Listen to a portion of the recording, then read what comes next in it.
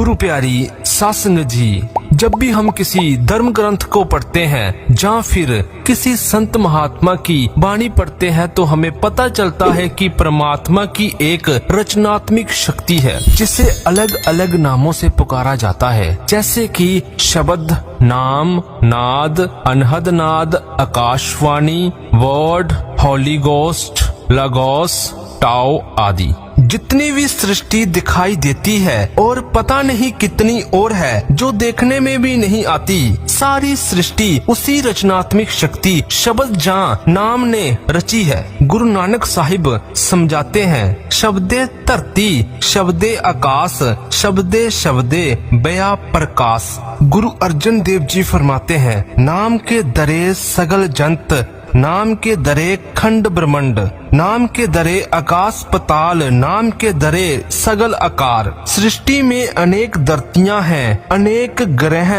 उपग्रह, सूर्य, चंद्र आदि हैं। इन्हें यदि कोई सहारा ना दिया जाता तो इनके आपस में टकराकर टुकड़े टुकड़े हो जाने में एक पल भी ना लगता।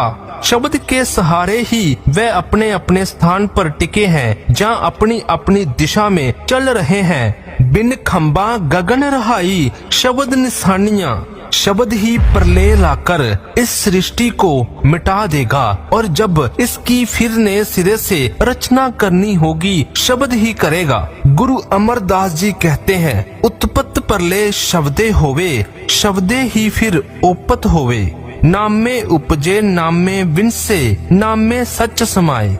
अब हर एक के अंदर यह सवाल पैदा होता है, अगर शब्द ने सारी सृष्टि की रचना की है तो फिर क्यों कहा जाता है कि सारी सृष्टि को रचने वाला परमात्मा है? आओ इसे एक उदाहरण से समझते हैं। जब कोई मूर्तिकार किसी मूर्ति का सर्जन करता है, जहाँ चित्रकार किसी चित्र का, तो पत्थर पर मारी हर चोट, जहाँ कैनवस पर खींची हर रेखा हाथ के जरिए होती है। अगर कोई सवाल करे कि इस कलाकृति को बनाने वाला कौन था, कलाकार या उसका हाथ, तो हम क्या उत्तर देंगे? कलाकार की प्रतिभा और प्रेरणा के बिना हाथ कुछ नहीं कर सकता था और ना हाथ के अमली सहजता के बिना कलाकार कुछ कर सकता था। इसीलिए चाहे तो कह ले कि शब्द ने सृष्टि की रचना की है और चाहे तो कह ले रचनाकार प्रभु ने यह रचना की है, बात एक ही है, क्योंकि वे दोनों एक है। उत्पत्ति का कार्य उसी एक से होता है, इसमें किसी दूसरे का